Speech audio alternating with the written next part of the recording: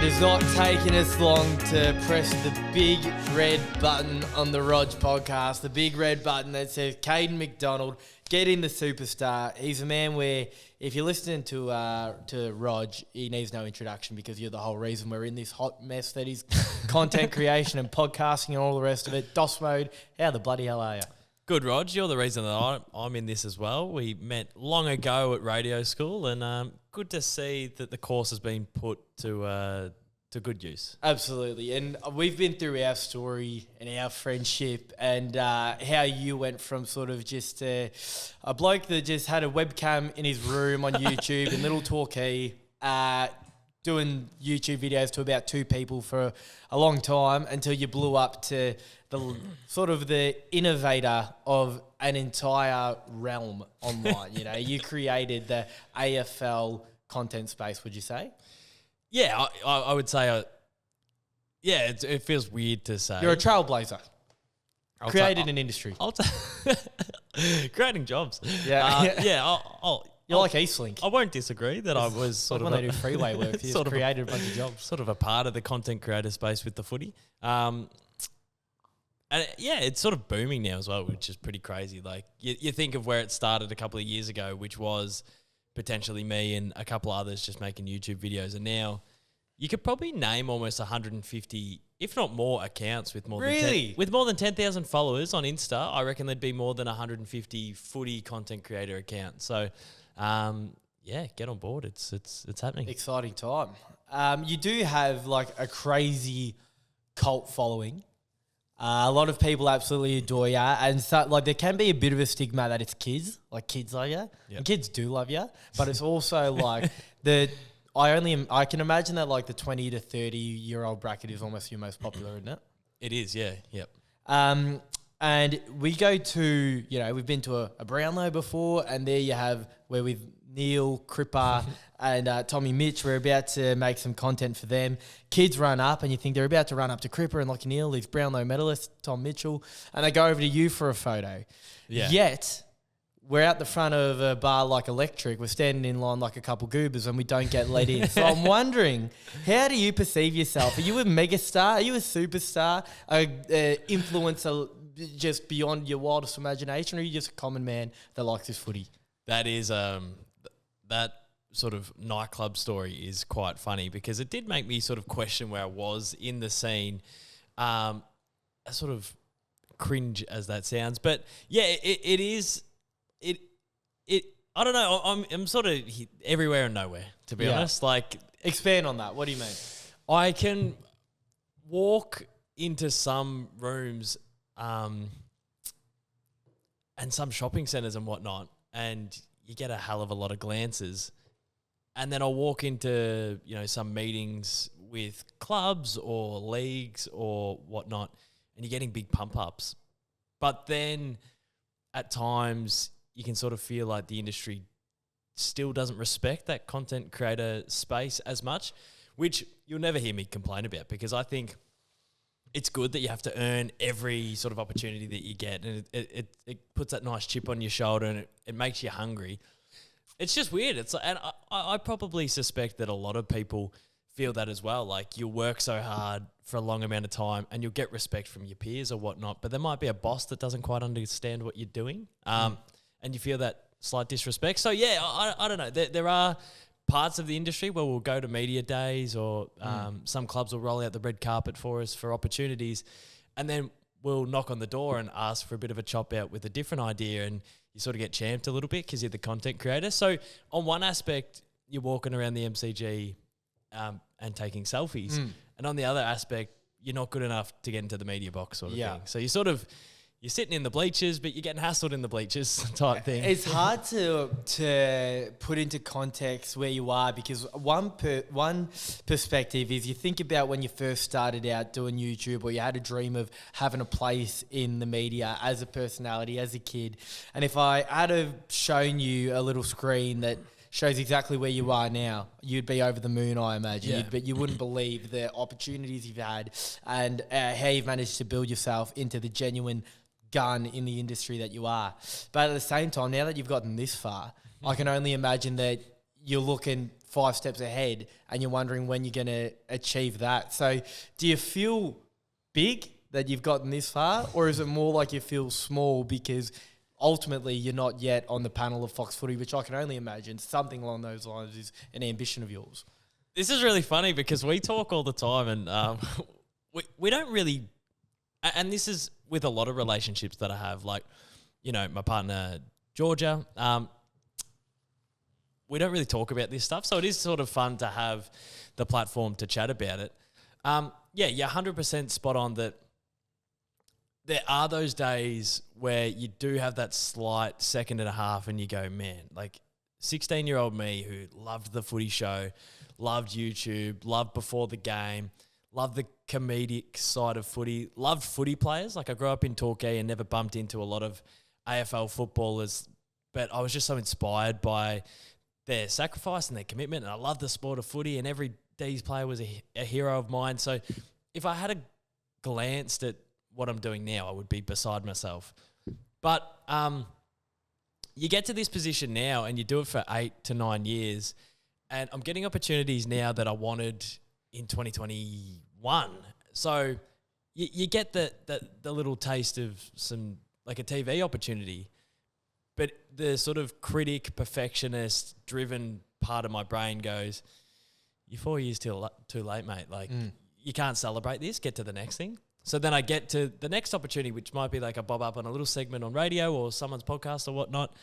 Get on the Rod show. And then there's a little part of my brain that goes, yeah, but you should have got that 2 years ago. And so there's almost this like critic in my head. And also like another, like the numbers as well. Like I'm on the brink of potentially getting 100,000 subscribers. You beauty. And we chat. What an achievement. Is that is that a silver plaque? It's a plaque. It's a plaque. It's a play button. We'll finally get the play button. You bloody beauty. And people sometimes give me a pump up about that. Like that's a big audience on a platform that's really hard to get an audience on. But then, you know, that critic, that perfectionist, that part of my brain that's probably got me this far goes, well, you know, I love YouTube, and there's not many YouTubers that I follow that don't have 1 million or 2 million. So I don't want to get excited about 100,000. I don't want to get excited about the small opportunity on Fox Footy because I don't feel like it's worth celebrating just yet, and I want to just keep plowing ahead. So there are those nights during the week, you know, I might sort of look up and go, this is an amazing opportunity and sort of everything that I've ever dreamed, but it doesn't feel cemented. It feels fleeting. It feels like it can get taken away at any second. And it feels like I've still got a lot of work to go. So I've got the tools, I've got the hard hat on, and we're still chipping away. Well, modesty is something that people associate with you as being one of your great strengths, is that you are just, you know, a bloke who loves his footy. You're someone that a lot of people can relate to, and I think that's why you have got the following that you do. But on the same token, I think you're so modest to a point where when there is the time to give yourself the pat on the back of, you are, you know, not a big shot in the sense of you're better than the common man, but you've achieved things that a lot of people couldn't because they didn't have the desire, the work rate, the creativity, the ethic. And I think your mindset of modesty sometimes does you an injustice because you don't give yourself the appropriate props for where you are. Yeah, I really appreciate that. And I think like you would know better than anyone that is a very fair statement. I've always put down that like I've gotten this far because I never gave up. You know, there's been so many opportunities where it's like I faced fork in the road where there was a time where the AFL wanted to. I could talk about it now because it was ages ago and it's not that big of a deal, but they essentially wanted me to help out their YouTube channel from the back end, and there was a role for me. And I didn't go for it because I was like, I don't want to archive highlights. I want to be on air and create. And after our radio school experience, I didn't get any work in radio for years until we started working on the street team. But sort of 3 years into YouTube, and I had around 15,000 subscribers, a radio station in Colac got onto me and said, we've seen this application from years ago, but we've also seen the YouTube. Do you want to work with this? And if that had been 3 years later, I would have taken it in a heartbeat. But that was like another fork in the road where it's like, I could sway from the YouTube, but I'll stick with it. So I guess when I look at the body of work, I just think to myself, I'm only here because I didn't give up. I think there's way more funnier, more talented, more creative people that I've met along the journey that either phoned it in for a producing gig, or they sought a route that wasn't just like hanging in there. Like I think the thing I do give myself a pat on the back for is the hanging in there element.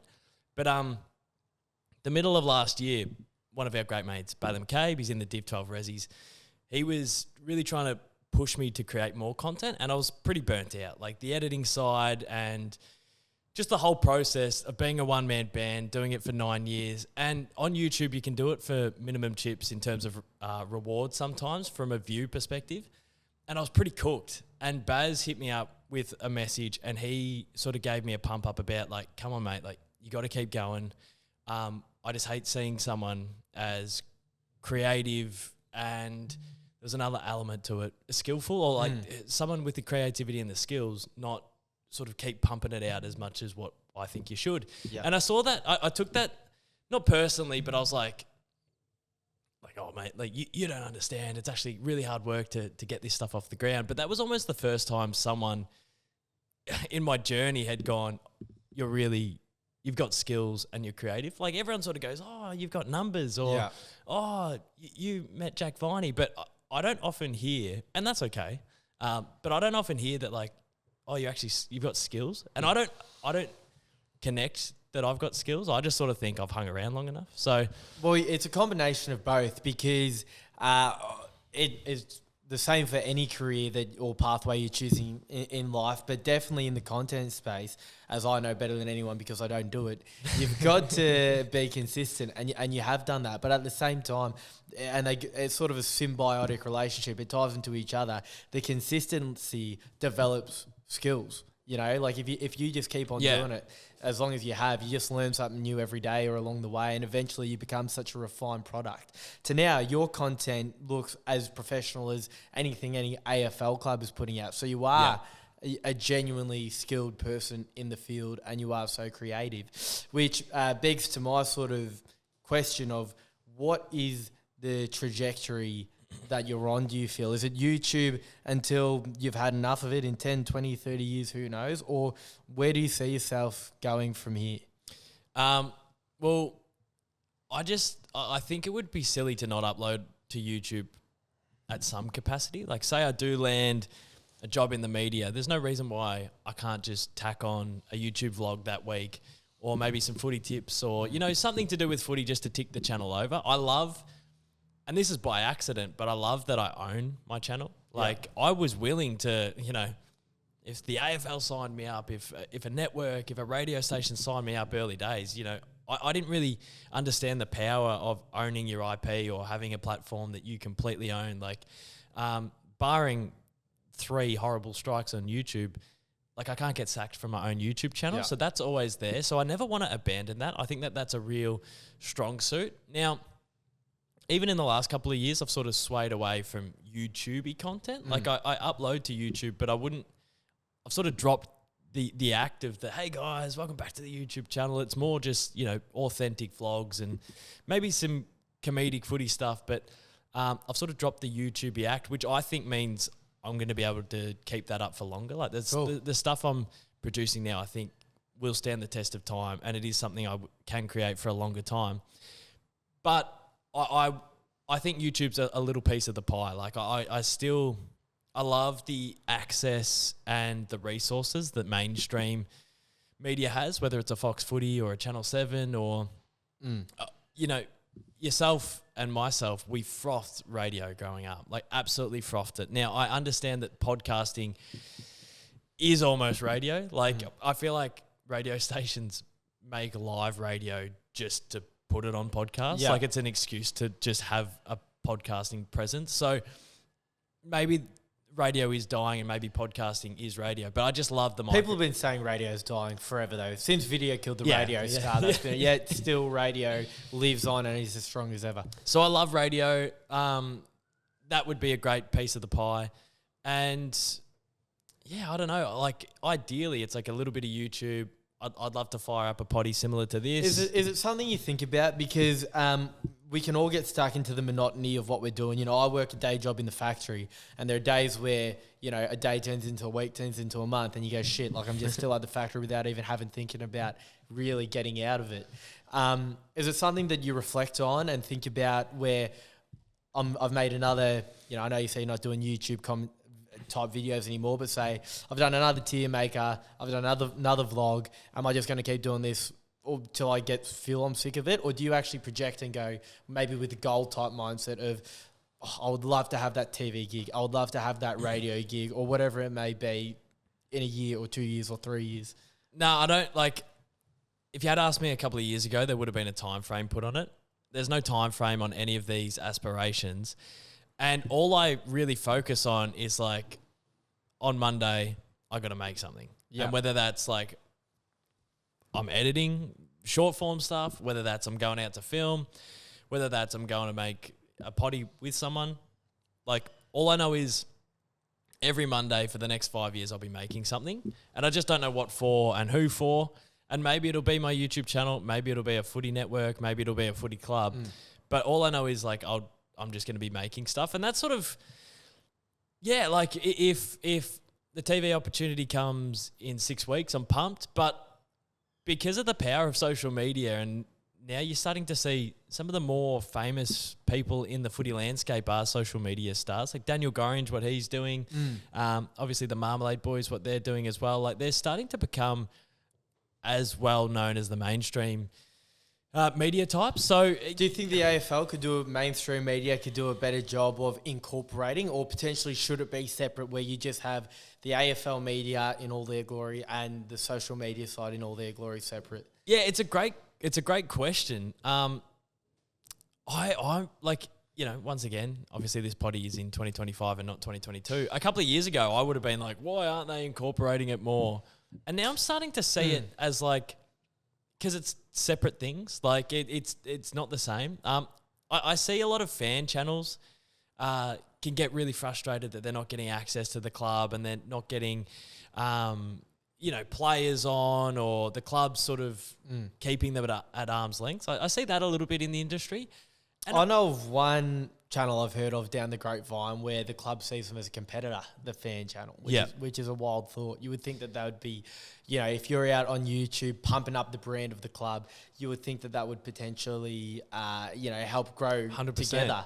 Yeah. So to see it as a competitor is a funny mindset, but, you know, that's how businesses operate, I suppose. But now I see that frustration that the fan channels have, and I almost see it from the club's perspective, where it's like, if I was a fan channel, you don't want to get too close to the club, because then you water down your commentary. You water down your commentary on players. You water down, which I think, you know, sometimes fan channels can go too far anyway. But you'll water down your commentary. You'll be too connected. You'll have too many friends in the club, and you'll change your product, which is why fans love it. So I almost think keeping it separate will make it stronger and better. And that's sort of now how I see the industry a little bit. Like, if you know, some of these creators can earn a living without being associated with the league and maybe with clubs, I think that's a really cool place for the industry to move into. But 3 years ago, I thought like you needed to be associated with the league or the club or whatnot. Yeah. I mean, I think it's separate. I think you got to keep it. It is separate, but I, like me, and maybe I'm biased because you're my best mate, but I'm looking at you going, you like I said, we walk into a Brownlow red carpet and a bunch of kids run over and they're getting a photo with C. MacDonald instead of a Titch or a Lockie Neal or a Cripper. Of course, they all get photos with them as well at a different point, but they're all about Caden MacDonald. I feel that there is a spot somewhere on me Fox Footy TV screen or something at Triple M. Like, I just feel like there's a spot for you, and I can't figure out why it hasn't really been jumped on yet. Like, there's such a loyal fan base. Like, if they get, you know, anyone else onto Triple M, say like even like Hughesy, right? Don't get me wrong, we've all heard him a million times, we all love him, but I feel there would be a more cultish following if you got an opportunity on there. So I don't know, as a best mate looking at it, where is he going to get his spot? It can't be far away. Yeah, and it's just last thing, sorry. I'm more thinking, what more do you have to do? Well, I You're doing a really good job, by the way, Rog. This is good fodder. What more do I have to do? I've been in that mindset before, and I don't want to get caught in that mindset, because then you start to resent the little TikTok that you make on the Tuesday morning. You start to resent the goal kicking challenge you do, knowing that it might not take. That's when I start to resent YouTube and socials, is when I start thinking, what more do I have to do? I've just accepted that YouTube's going to be a big piece of the pie for whatever I do going forward. And I've fallen in love with it, and I can't believe that I own that. Like, the platform of potentially 100,000 people soon. Owning that is amazing. And Massive. like what you can do from, and I haven't even explored this stuff yet, but from a monetary perspective, like I could almost set myself up for the next 5 or 6 years if I am a little bit smarter business-wise with this audience. I haven't done it yet, because all I think about is that video that I want to create. But when I get into the what more do I have to do mindset, that's when I start getting like resentful and burnt out, and it's just not a place that I want to live in. I think, TV stations and radio stations, they haven't been ready for a while. They're getting closer. It feels like some of the new rights and some of the new shows, and the networks are more open to the ideas. And yeah, it's just about hanging around long enough, banging down the door, keep showing up, and hopefully that perfect idea, that perfect network, that perfect radio station. And then like the thing that I get worried about is I'm not going to walk in and be the finished product anyway. So it probably takes like that producer that backs you in for 3 or 4 months, shows you the ropes. If that all marries up, I think we'll be away at some point. But yeah, it'll come. It will come. But at the same time, we don't want to live in a world of sort of anguishing at what hasn't happened yet. At the same time, we should be immensely proud of what we have achieved today. So obviously, you've got 100,000 people-ish coming up that absolutely love and adore you. What does it mean to you to have 100,000 people-ish, soon to be, hopefully, 100,000 people that adore you and want to see more of you on their YouTube screens? It's once again the sort of critic and hard ass and sort of footy coach in me goes, I've been doing it for 9 years. It's sort of only 9,000 that's popped on a year to get to this point. So it doesn't feel like the body of work, and like, all right, I'll answer. This is the modesty, though. Yeah, this is the modesty taken over. I'll answer differently. So, it's amazing. It's amazing. Like sometimes I'll be in a shopping center and there'll be a kid. Like I'm in my New Balance and my shorts, but I'll see someone in sort of runners and some footy shorts, and they'll be about 17 or 18, and they look the way that I dressed when I was at their age, and straight away I know, man, there's some sort of connection here. Probably a bit of a weird thing to be talking about. Me and this schoolboy. Yeah, we just have this deep connection no one else understands. Yeah. So, and they're the ones who come up, and I speak to you, like when people come up for a photo or a conversation, it feels like I know them because their common interest is me and everything that I've brought to YouTube. So there is this like close relationship feel where it almost feels like a friend of a friend's bumped into me. It's and they like know if you had a Venn diagram up of Caden MacDonald and whichever this fan is that's walked up, in the middle there is so much overlapping between you two that I can understand why. It's not just like if you're a Brad Pitt and a random person comes up, you could have absolutely nothing in common. Yeah. But you would just have so much in common with that person that's come up to you. And some of those conversations and like some of the kids saying, they just look like me. They act like me. They talk like the way I did when I was their age, and just knowing that they've got that to watch. And I used to sit on YouTube and think like, there'd be kids that comment, Caden is my favourite YouTuber, and that would almost put a little bit of pressure on. I'm like, man, I need to make it look like Logan Paul or look like KSI or look like Mr. Beast. If I'm sort of competing for this kid's, favourite YouTuber, I sort of want to, put out a product that he's proud of. But what I sort of didn't take into account is that the reason I'm their favourite is because I'm kicking at footy grounds in the suburbs of Melbourne that they go past on the train, and I'm vlogging at the MCG that they go to, and I'm bumping into people and walking the streets. So there's that connection that they have with me. So yeah, having that amount of people and meeting them all the time, like it's surreal and it's crazy, but like it does make you proud. Yeah, as it should. Makes me proud as your best mate. We talked about the state of the industry and how there are, so many YouTubers now, AFL YouTubers. Do you feel that you're still at sort of the front of the pack, or you're still the flag bearer of the YouTube AFL community? Or do you look at, I know Marmalade more do short form and they're some of our very best friends in the world, but you look at some of these other guys and think, gee, it's almost like the baton's been passed, or are you still leading the charge? I think from a YouTube perspective, and I would almost separate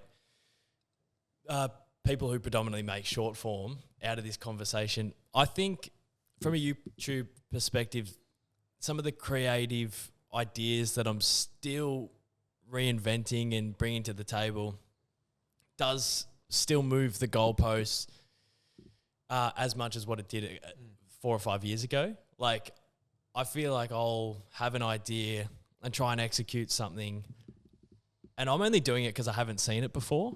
So that makes me feel like I'm still sort of pushing, moving the needle.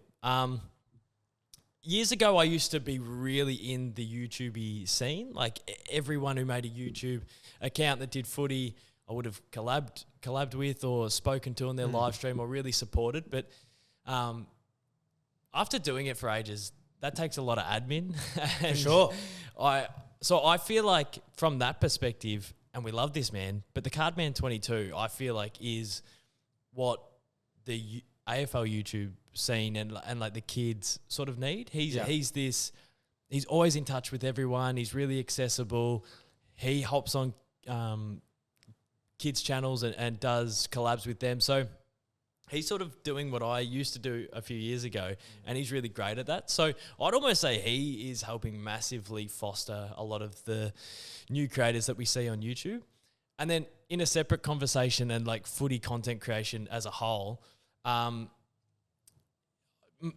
the Marmalade boys have done and are doing on short form, I hadn't really seen before. And it's stuff that, and this is why I like watching it so much. It's stuff that I couldn't do / wouldn't do. Yeah. So it's like they have ideas that I don't think of. So sometimes on YouTube, you'll see an idea pop up and I go, I've either done that before or I've had that idea. So it feels competitive. But with creators like, the Marm boys, Checkers, he's a genius. Absolutely. He reminds me of Willy Wonka, like the things that come out of his head. It's insane. The shit that he manages to conjure up in his head, you think that is an idea you might have at 4 a.m. on a Sunday that just never leaves the outdoor garden table that you sit around at those times.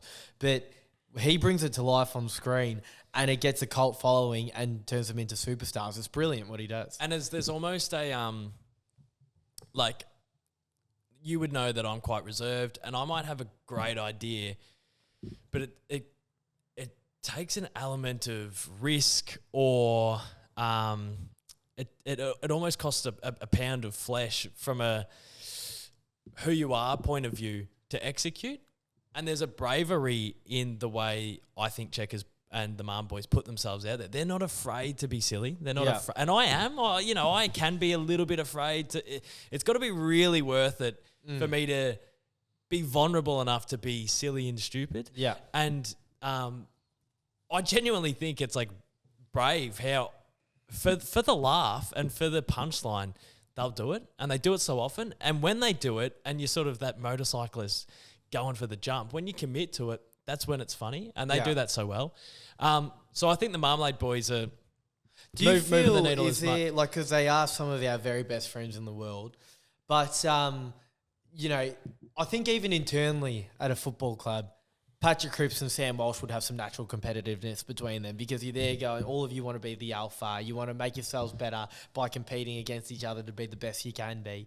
When you look at the Marm boys, because, I'll use them as the example because I in my slightly uneducated opinion, because I'm not looking at all these new YouTube streamers, I feel like you two are the ones in the AFL social media space. Do you look at them and you feel an element of competitiveness to make yourself better because they're absolutely flying, and potentially vice versa? Or do you just not even consider that element of it? It's, well, the way I view it is like we're both on the same team. Yeah. And I don't view... The rising tide lifts all boats. Nah, yeah. I think that's a great saying, but I because made that one up myself. because they are some of our best mates, and because Checkers and I are like rocking up to the cafe, both just bags under our eyes because we've done all-nighters. It doesn't... Because we are so close, and this isn't with everyone in the industry, between... and. I know I'm explaining this to you and you already know this, but between us and the Marmalade Boys, it's like we're all on the same team. So I like Checkers. I wonder if you could benefit from someone not on the same team, like really healthy competition where some AFL YouTubers spiking up to 100K and you're there going, fucking hell, man, there's a new king in town, and you go, holy shit, I need to take my crown back. Like, yeah, I wonder if that'd help you. Not that you need help, but I'm saying I wonder if that could drive to a new standard potentially. So I think to land the plane with talking about the Marm Boys, like Checkers does push me, but it's not in a competitive way. Yeah. It's in a, come on, Dossie, like when's this video going out? And the reason that it isn't competitive is because Checkers will be like, Doss, you need to get this video done. Do you need a hand filming? So that completely, like, there's no part of me that goes, yeah, you film it and I'm going to, like, it's like... That's why it's such a great community, man. It's such a great community. Well, everyone's all in it together. The community's great, but I would say that the Marm Boys are a different gravy. Like, they are. Like, he's come out to, when I did the upgrading the defenders video, I don't know, just put weeks aside to come and give me a chop out. So that's why, like, I can't speak on his perspective. I'd like to know if, like, him seeing me push the needle with a couple of ideas and getting Dan and a couple of people involved and trying to make the graphics and the editing look better, like, maybe that does push them a little bit. I'm not sure. But from my perspective, like, I do get pushed by the Marm Boys, but it's in a coach pushing your way. The other one that I do want to mention quickly is... And it's almost like an outlier in the industry, but what Goz is doing, Dan Gorringe. So once again, I have never thought of an idea that he's thought of. He's doing his own thing. He's in his own stratosphere. And the numbers are like absurd. It almost doesn't even fit in the graph of everyone else. Yeah. So he is almost like an outlier where I'm not even sure he's a footy creator. He's just this full-on machine. He's just like would he be the biggest in Australia? Is he the biggest content creator in Australia in terms of consistency and views? He'd have to be. I mean, not that I'm fully across it all. Yeah, well, sport he would be. Yeah. He's one of the biggest sporting, like, growing sports brands in, I think, the Southern Hemisphere or something. There was. He'd have to be, like, because everyone watches Dan Gorringe. Everyone. So, Dan Gorringe is another one who's just doing stupid numbers at the moment. It's ridiculous. How do you go into, like, a more, I suppose, the nucleus of what I'm trying to achieve of the Rog podcast is the 20s is such a wild ride, I feel. Probably the wildest decade of your life. It was. Because you're trying to figure everything out. You don't know where you're going, where you are, where you're going to end up. And that mental sort of tennis, where you're going back and forth between yourself, deciding whether you're on the right path or whether you need to veer to another one, is something that can be all-consuming for some, but something that can be a massive motivator for others. The fear of the unknown. The unknown can be the greatest motivator for some people, but it can also be what restricts a lot. Yeah. So for you, in your 20s, how do you reflect? Because you're getting towards the back end now. We're just about to tick over to the big 3-0. When you reflect on your 20s and the journey you've been on, the roller coaster that is trying to make it as an artist and a content creator, what are the overriding feelings, emotions, and reflection on how it's gone? It's gone really well. Like, I can't fault it. I feel like, and maybe this is the modest part of me, but I feel like the most average person ever. Like, I feel like I think I'm average height, I think I've got an average face. I think I'm average weight, maybe a little bit on the wrong side. And I think I've just lived like a pretty average life. I think I moved out of home at an average age. Yeah. I think I got my partner at an average time. I think I earn an average wage. I sort of live the most sort of average life ever, which I love. But like there was times where I felt really stuck in Torquay in Geelong, and I wanted to move the career and get up to Melbourne and make an opportunity, like make the most of the opportunity that I had, but I couldn't do that at the time frame that I wanted. So that was frustrating. I feel like when I entered my 20s, like I was really behind from a social point of view, and what sped that up sort of between 20 years of age to 24 was alcohol. So how good is it? I love it. So I did a lot of alcohol. I didn't drink before I was 19 or 20, but in that sort of maybe it was maybe it was 20 to 26, but I gave that a hell of a nudge. But I feel like I was self-aware, and this is such a wankery thing to say because, you know, on the weekend I'll probably write myself off, but I felt like I just experienced alcohol in a really natural way where you take it for granted and then you get whacked over the head with it, and then you sort of pull rein and you start to respect it a little bit more. So I don't know. I've just throughout the 20s, I've had some experiences. I haven't traveled yet, so that's something that I do want to do. It'll be in my 30s now, but I don't know. I'm quite content. Like I'm where I want to be from a career point of view. Still driven, still hungry, and I think having the lovely GPAT has helped as well. I think that would have helped big time, and it's something I'm longing for. So if there is anyone that wants to fulfill that void, once upon a time is Instagram, feel free to go to that DM. But what about in terms of the career in your 20s? Was there ever the thought, I know that you touched on it earlier, but is there doubt? Is there concern? Was there ever a desire to pivot or perhaps go to a more regulation career? Because as a YouTuber, you're completely self-dependent. You're relying on yourself to come up with ideas. And a YouTuber, you know, when you watch a movie, the credits come up at the end, and there's director, producer, editor, colouring, lighting, videographer, cinematographer. You are, if the Caden MacDonald YouTube video stopped filming, viewing, and it came up with the credits at the end, Caden MacDonald was on all of them. So there's a lot of pressure involved in that. Was there ever a desire to take the pressure off Caden MacDonald doing 20 jobs in one of what it takes to be a YouTuber? Not just that, the back end stuff as well. You're taking care of all the other stuff that comes in terms of finances and all the rest of it. Was there ever a desire to go to a more regulation role and perhaps give up the creative and artistic pursuit in favour of something a bit more normal and perhaps easy? Yeah. I've thought about it a couple of times, but what I come back to is I have no other skills. Like all I know is I wouldn't even say that I've got the skills of editing from an industry standard point of view. I don't use the software that an industry standard person uses. Yeah. I click autofocus and just automatic settings on my camera. Like I can film and edit, but only the way I taught myself. Yeah. And it's got me this far, which is awesome, but I don't think it stacks up if I walk into St Kilda Footy Club and they want me to put some interviews together. They'd be going, this process is really whack. So good on you, mate. At times I have sort of, and it's all been because of financial reasons. Like there's been like a couple of years where the 6 months of footy season, I'm going, how good is this? Like I've made it. You doubted me, Dad. You doubted me, Mum. I'm the man. And then I never doubted you, Joss.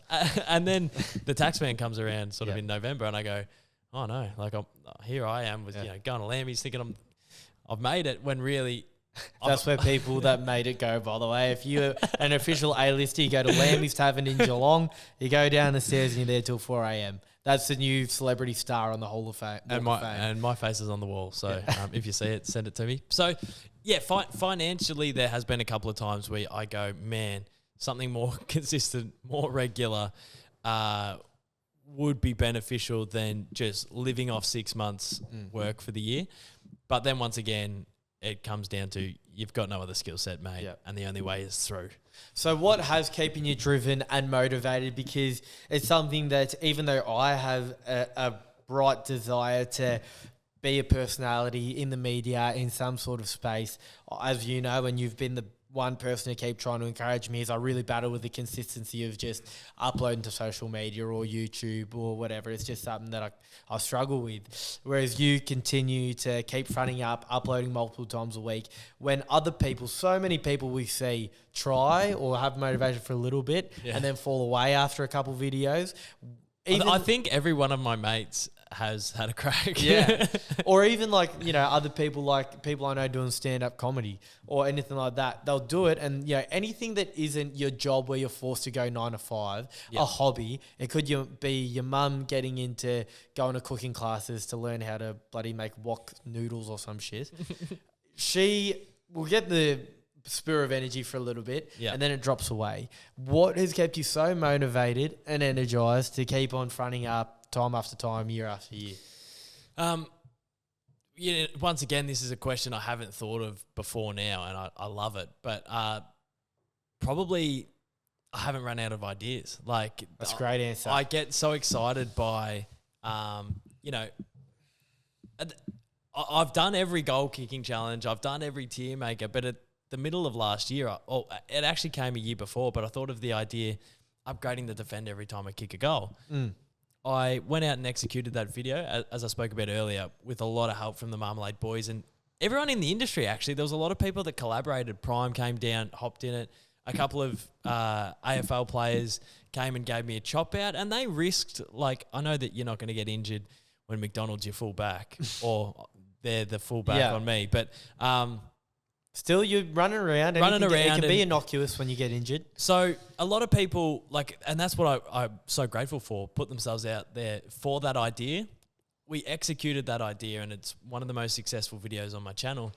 And when you invent a new idea like that, it opens up 3 more iterations of it, like upgrading the forward every time. You know, so once again, like, you create one new idea and it dominoes and sort of what I just pictured in my head. It's like, I don't know, you drop like a cube and it creates more cubes. And then you sort of pop that cube. The butterfly effect nearly to a degree. Bubble Trouble? Remember you had Bubble the big balloon and did you play Bubble Trouble? Nah, I didn't play Bubble Cube Trouble. Field? Nah. Did you play Cube Field? Oh, Cube Field I played. Cube Field, yeah. Oh, nah, I never played Cube Field. I never played Cube Field. Stick cricket guy. So Bubble... clip that. Bubble Trouble, you'd pop a bullet. Anyway, so that's how it feels. It's like you pop one idea and you think it's over, but it actually creates 3 more. Right. And it's this never-ending, like, you're just never done. So what's kept me going this far is, like, the ideas again. Cube Field. Yeah, I'll still play it. We're going to play it on this soon after the recording. There's just more ideas to be made. It must feel exhilarating when an idea, wherever that comes from, the muse, as they say, you know, like where it just pops into your head almost by divine intervention, and then it just cartwheels and tumbles into the most beautiful, grand piece of art. It must give you a thrill, or I don't know, how does it make you feel when you have this idea in your head, wherever it comes from? I don't know if you're the type to sit there and brainstorm ideas or if you wait for them to just come to you naturally, but you have this idea and then it turns into a video where you've got Prime Train and Checkers and all these other great legends in it, and then it turns into a video that gets however many 100,000 eyes on it going, oh my God, this is bloody brilliant. What does that feel like, and what is that journey like from idea to completion to you? It's very satisfying and it's almost relieving. Like, you get it done, and some of my favorite videos that I've done, I'll repeatedly watch once it goes up on YouTube. And some videos you get done, you finish it for the week, you put it up, and I don't watch back. And that's when it feels like a job. But when whether it's a song and like I'm like back pocket plugger, I was living with you. I used to play acoustic guitar every now and again. You walk in and I had never heard anyone talk about a back pocket person as like a plugger, and I associated that with battler. So like back pocket plugger, like battler, like plugs a hole. But literally, you came in after the shower, came into my room, and you said, back pocket plugger. Yeah. And I went, It was just a random thing that I was humming in the shower. Going, Yeah, 'cause I was- back pocket Because plugger. we used to create songs all the time. Like, we just freestyle. You used to put on, is it Whose Line Is It Anyway? Oh, And it's yeah, like- yeah, the Irish hoedown. The Oh, hoedown. hoedown, Dun, dun, yeah. So you Hey. used to put the Whose Line Is It Anyway hoedown on, and we just make songs. And Yeah. this was like almost one of those occasions where you said the words back pocket plugger, and I'm like, that is hilarious. So it's weird, those ideas where it goes from, all right, I've got back pocket plugger, but I don't have chords or anything, so I'm playing around with the chords, and I got stuck on the bridge, so we hit up Jack Post from Hamish and Andy, and me and you went, and Jack Post just goes bang with the chords, and then you say, I wouldn't want a pocket back, and it's like, you've said back pocket plugger, I've made all this, you said I wouldn't want a pocket back, which is like connected all this, and now we've got the song. It's like, well, we got to record the song. So then we record the song. And I think I had a crush on a girl at the time. Emma, her name was. I don't know if I met her at work or I met her somewhere. Yeah, you met her at a Kiss FM Street Team gig, and she was a princess. She was like a princess. Yeah, princess. Asked for a number or something like that. And then she turned out to be like an actor in her spare time. We got her into the music video. Yeah, and I was like, Me thinking, let's find any way to contact this woman. I actually think that's why I came up with Back Pocket Plugger. It's like, how can we get this woman involved in my life more? Could go stars in it, and then we put aside a day, and then we film it, and then we put it out. And it's not one day in September levels, but it's sort of like a little, if you know, you know. 100%. Like, there's a lot of kids that come up drunk on the hill at Adelaide Oval, and Kids coming up drunk. well, they were kids, and now they're like 22, and they say, I used to watch you since I was a kid, and I go, oh my God, everyone's adults now. And they'll sing the lyrics to us, and like, that is just a very satisfying feeling. Like a relieving feeling because the idea is done, but a satisfying feeling. And there's just so many ways that the idea could have taken shape. Yeah, it's just wild to think, like, the mind can explode when you think that it was just an idea that we're living together, you have in a shower. And I'm not using this as like, this is as big as Mr. Brightside. I'm just using this as an example of all the other videos you've done. Like, just talking about Back Pocket Plugger, it was just something that came from a little note in the shower and then you fleshing it out with chords and all the rest of it. And now this is something people that were kids and adults still sing from time to time when just hum to themselves. Yeah. And it's just so wild how an idea that comes from nowhere in a shower or under a roof, and all of a sudden it's something that grows legs and everyone is singing. And what I would say is the greatest challenge of what I do is the decision making. And I just want to put into perspective the decision making to go from Back Pocket Plugger, the hum, to the video. So, and I try to explain this to my partner all the time, and it's probably hard to wrap your head around. But I would say every video I make, I would almost make 1 million decisions before it comes out. So Back Pocket Plugger, it's a back pocket trier. No, that's one decision. Back pocket. And that is just, so you've got to make, I don't know, 100,000 decisions just to have the lyrics done. Yeah. And then we teamed up with Mikey D, and it's Back Pocket Plugger, and we go acoustic guitar. Nah, change that to electric. Back pocket change that to synth. So that's another. So, and then when I'm, who should be in it? How should we film it? Where should we film it? Have we got the shot? Oh, no, we'll go again. Have we got the shot? No, I've got again. And then when you're editing, it's like, all right, I'll put this place here. That's one decision.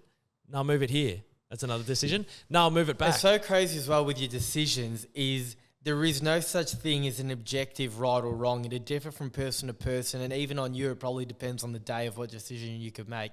And you're basing it completely off gut feel. Yeah. Of just feel. What is that? Yeah. How can you just feel a decision, a creative decision? But that's what art is. So- It's feeling the creativity and just letting that feeling guide you. So the editing from, like, it's do I want it here? No, I'll move it to here. No, I actually liked it there. That's 3 decisions just to have it where you had it. So you think about like a song, from the lyrics to the production to the location to the people who do film to the people who come and help us film to the people who act in it to the editing. sometimes I walk away and there is relief that there's, and then the thumbnail, and then what time do I upload, and then how do I cut it down? I think what I take away from all of that is not to stress over the little stuff, whether it be a decision or anything, because ultimately you're going to be making a million of them every day. You've got a million decisions to make. And if you stress over all the little ones, you'd no hope. If you stress over just one, you're going to get stuck on decision 155,000th. So you can't guide you. Yeah. That's why, like, some people be like, people that I work with will be like, when are you going to film this, or when are you going to get this done? And I could almost just see how much mental decision making it's going to take to get it off the ground. Like, next week. Yeah. Get around to it next week. Getting towards the tail end, MacDonald. So I would like to know what your favourite aspect of the whole journey has been. It can be a moment if you want to just go, when we did this, but it could also be anything along the lines of, doing it with my mates, or seeing Roaming Has turn into the creator here. Literally anything. What's your favourite aspect of the whole journey been so far, do you think? There's heaps that they're all sort of struggling to jump out to me. Like an easy one that jumps out, but I don't really want to delve into it because I want a better one to come up. Not that there would be better ones, but like the biggest game of Div 12 Resis. Don't stress over all the little decisions, mate. Just back your game, back your creativity.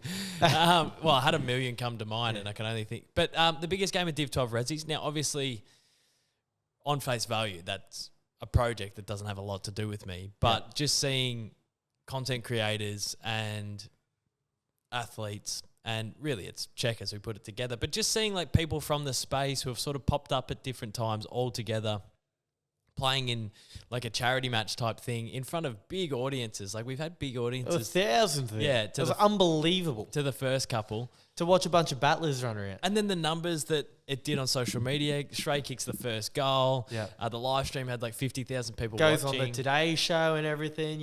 Stray kicking that goal. It went global and trending. It was unbelievable. So even though that, from my perspective, I would probably be 0.1% involved in it. It just encapsulates a lot of aspects of what I've been chipping away at for a lot of years, and obviously a lot of other creators as well. And then a cool aspect, and I can't think of a specific example, is probably people that I really have a lot of respect for in the industry give you the nod. Yeah. Like whether it's a comedian that I've frothed for ages, or like just, and you shouldn't seek validation from anywhere besides within. But, there has been like really cool people that I've watched on comedy galas come up and be like, man, like you're doing good shit. Or there's been people high up at the AFL and they go, my kid loves you, Caden, and I see you all the time and keep smashing it. And I go, well, you're an executive, or like you run this company, or you run this footy club. So when those moments happen, that's when you go, there are a lot of people that know of me that I wouldn't even imagine, and that's when it starts to wig you out a little bit, but that's pretty cool. That's awesome, man. Awesome for sure. On the flip side, is there the worst moment? Well, not necessarily the worst, but has there been a moment that springs to mind that required a certain element of resilience, or something that's been really tough for you to grapple with along the journey? Tough to grapple with, moments of resilience. One that springs to mind, knowing you and knowing me, was obviously, I think if you said to us at the start of our own respective journeys before we were even intertwined, our ambition was to have a career in radio at one point in our lives, while we went to radio school. Yep. And we had a gig with Spotify. That's a really good one. Well, you did, and I was lucky enough to jump on the bandwagon with Goes Alright, a Spotify exclusive show. You could argue that was your dream. That was, yeah. And it got taken away after being promised to be back for another season. Yeah. How challenging was that? And is that something that you've managed to overcome internally? Yeah, I have overcome it. But so that's probably one of the biggest burns, like industry burns that I've copped. But if you're in the industry for this long, you cop so many, and you just have to wear it, bite down on the gummy, and just keep marching forward with your hands up. But that one was pretty difficult. So for a little bit more context, we'd just come out of COVID and we got an opportunity to do a Spotify original podcast, and the planning and whatnot around it was very on the fly. Like, we didn't come in with a set idea, and there was 2 or 3 alternate Goes Alright shows that I had pitched that had fallen on deaf ears, and we sort of winged this half variety show that I wasn't fully set on. Like, that wasn't me. I was also coming off COVID, and I had, like, I'm a very anxious person, as you know, but through COVID and through the lockdowns and whatnot, I turned into this like genuinely crippled with it. Like, I became crippled with anxiety, which I've had anxiety for forever. And I know it's a buzzword and it's pretty cool to say these days on potties, and it's not something that I like sharing, because even though sharing is important, and some of the people that speak out about mental health I really admire, I just know that it's almost like a fad to speak about it. So I'm someone who admires the people that do, but I'm not necessarily someone who wants to. It's on the same sort of level for you internally as I think where this modesty comes from, where I don't think you want this is such a juxtaposition considering the industry you're in with YouTube, but you almost don't want eyes and attention on you for something that isn't an AFL tier maker on YouTube. You don't want those eyes. Yeah. So you think you talking about mental health or anxiety might be perceived as you just trying to get more eyes on you or an attention-based thing, when really it's a further thing from it. You do genuinely battle with anxiety. It's real. And it's something that people probably should know about, because you are a lot of people's idol. Yeah, and it's something that, you know, I don't want to be that guy who, and this is probably why I haven't spoken about it for a while. You know that Hollywood guy who goes, he does the big run on all the morning shows and all the late night shows, and he's like, I'm clean, guys, and he waffles on about how he's off the alcohol, off the drugs, and then a few years later he relapses, and everyone go, well, what are you talking about? So I almost don't want to come out and be like, I've got the answers, guys. Like, I'm not anxious anymore, and start sprouting that it's over and I've ticked the box, because then that following Monday when I get the butterflies in the stomach, going to the cafe, interacting with people, leaving my house, you know, I'll feel like a bit of a fraud, almost being like, this is how I beat anxiety, but you never beat it. So that's why I don't come out and sort of declare that I've won, because I feel like I'm sort of halfway through the boxing match. Yeah. But with Goes Alright, I'd just come off COVID. I was coming up from Geelong. And I feel like there was a lot of reasons why the show didn't get up. But one, if I was to be self-critical, was because of how anxious I was. Like, I found it, like, before I walked into the doors to have a crack and go into the studios, I was like dreading it. And I didn't want to go, and I didn't want to be there, and I didn't want to hang around there long. And it was taking me 2 hours to get there, and I'd come up for a 10-minute segment. And then I'd drive back home because the guest pulled out. And it was just a bit of a shit show, for reasons in everyone's control, but also out of it. Like, there was a lot out of everyone's control who worked on it. But we got told that it was going ahead, and then... But I believe champagne was literally popped, or it was like literal... No, pop. it was. There was a toast and a drink and a shake. Congratulations, Spotify's ticked off second season. You're in. Which gives you, you could possibly write off the first season as all the reasons you've said, the anxiety, the driving down. The determination to go one better as well. Like, I was the whole off season to better it. I was going to Goes Alright because I'd put on some weight through drinking and eating, through anxiety. I'd also... when you get that second chance, I started reading because I'm like, I need more words in my vocab. Like, I started going absolutely ham to right the wrong of the first season. And then we got told pretty much when the day it was meant to fire up again, we got told that it wasn't going ahead.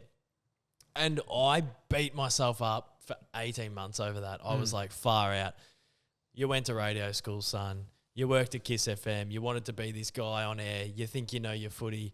You fired up a footy podcast out of a studio that produces some of the best footy podcasts in the world. You couldn't be any more better positioned for something to be successful, and it failed.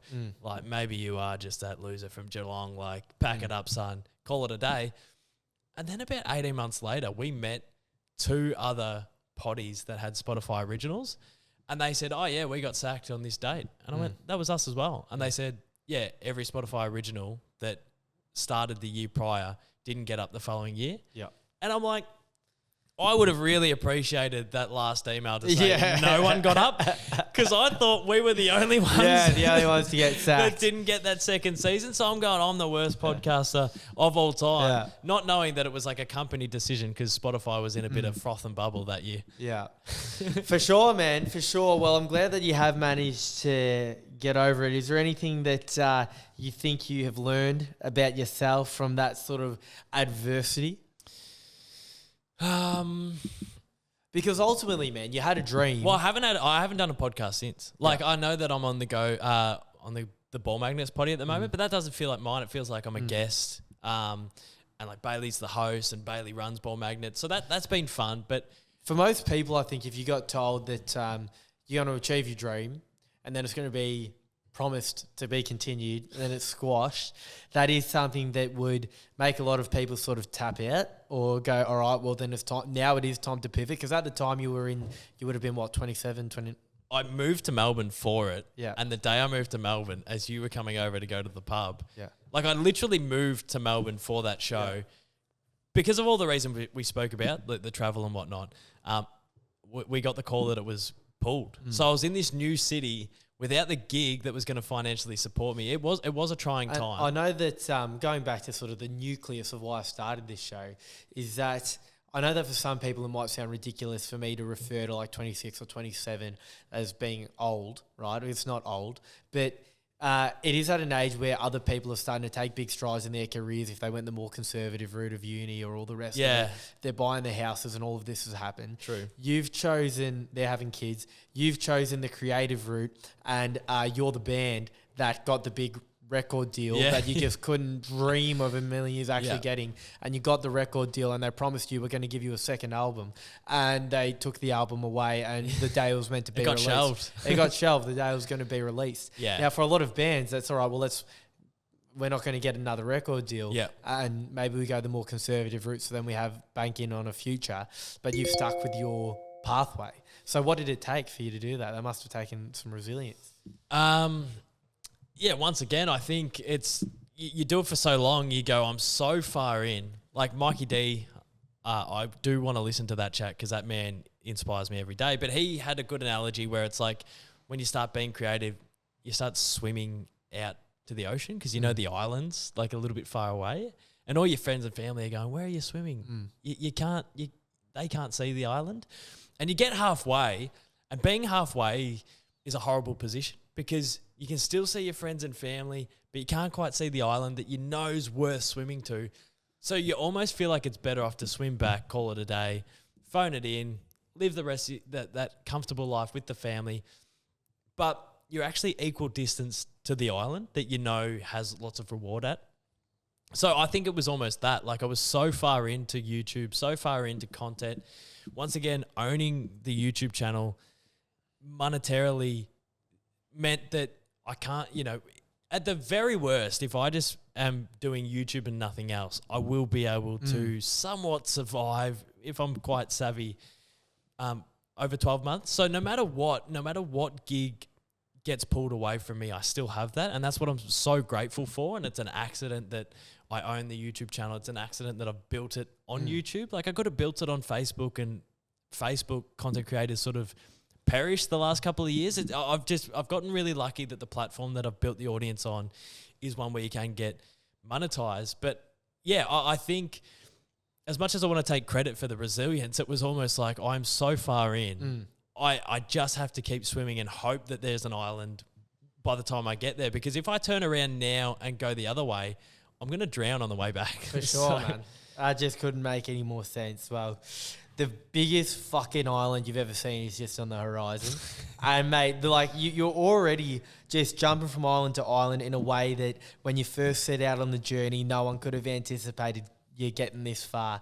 So, as a best mate, I couldn't be any prouder of you for where you are at, but also because you've brought me along for the journey. Me and so many others would not be on the island we're at or been swimming as far as we are if it wasn't for you leading the way and being the first one to swim out there. So I'm grateful, I'm thankful, I fucking love you, and I'm so excited to see where this continues to keep on taking us. Nah, I love you too, Rog. I always tell you, like, there's so many times we'll go to an event or like an opportunity, and because I am anxious and it is hard, like doing it with you makes it 10 times easier. And it's not a chore or a hassle to do it with great people, and you're one of the great people. So thanks for having me, mate. Long, mate. Continue. Good on you, mate.